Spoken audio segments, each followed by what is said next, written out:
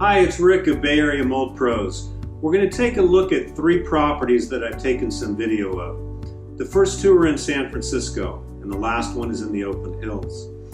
In the first property, it's an old apartment house, 1920s era.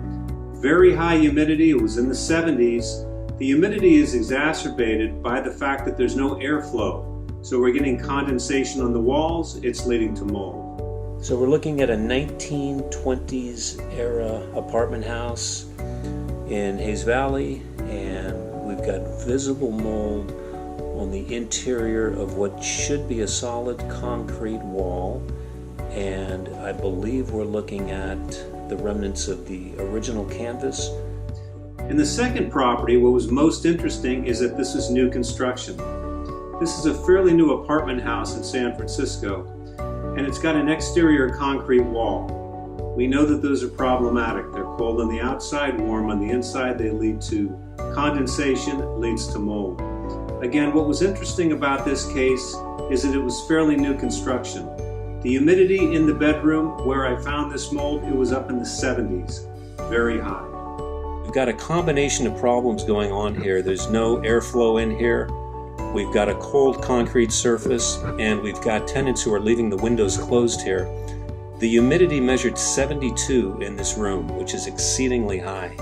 So I think you can see the mold here. I'm going to try to wipe it down just to demonstrate how it's just kind of floating on the surface.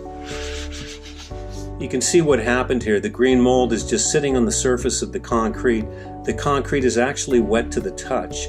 It's so moist and it's so humid in this apartment that this mold is just kind of floating on the wall. The last property, we're actually standing in the crawl space. Very high humidity down there. The soil is exposed, we're on a hillside. The naturally occurring groundwater makes itself its way up into the air, and that vapor eventually makes its way up into the home. What was unique about this case is that the homeowners had put in a ventilation fan, and these fans are designed specifically to fit into the foundation vent openings in a home. Very effective. It brought the humidity down into the 50 range, which is acceptable. We're in a 1950s era home in the Oakland Hills. The hill is going this way, that's the front of the home. For years and years, these folks have been here for over 50 years. And for several decades they had water coming into the crawl space in which we're standing, and it ended up going into the room behind us, concrete slab. They eventually put in a French drain outside of this foundation wall. It took away most of the water, but we still have elevated humidity in here, and what they ended up doing is putting in crawl space ventilator. It's got a humidistat on it so that it turns on when you hit a certain humidity. In this case, it's set at 45, and the homeowners have said it never goes off. So the humidity down here is high enough that this fan stays on 24/7. The lesson in all 3 of those videos is, even though we're always looking for the water, we're looking for roof leaks, window leaks, door leaks, plumbing leaks. Sometimes there's no leak at all, it's simply the humidity.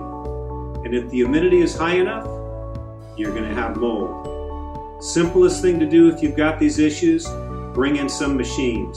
Dehumidifiers are great for living space. These foundation vents, they're great for crawl spaces.